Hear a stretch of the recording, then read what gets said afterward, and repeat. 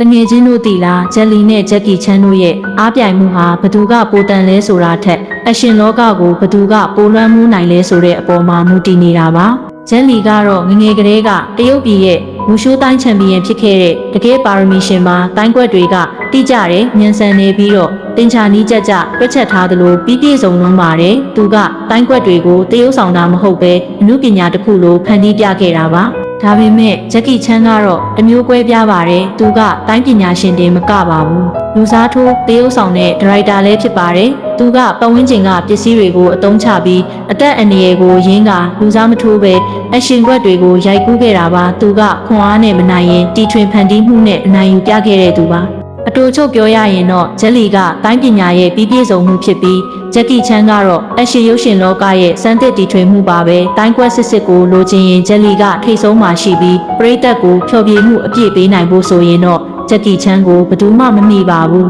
ဒါကြောင့်သူတို့နှစ်ယောက်လုံးကကိုယ်ပိုင်လမ်းစဉ်နဲ့လောကကြီးကိုအကောင်းဆုံးချပြသွားခဲ့ကြတာပါတငယ်ချင်းတို့ရောဘသူကိုကိုကြိုက်လဲကိုငတ်မှာပြောခဲ့ဦးတော့အားလုံးကိုကျေးဇူးတင်ပါတယ်ဗျ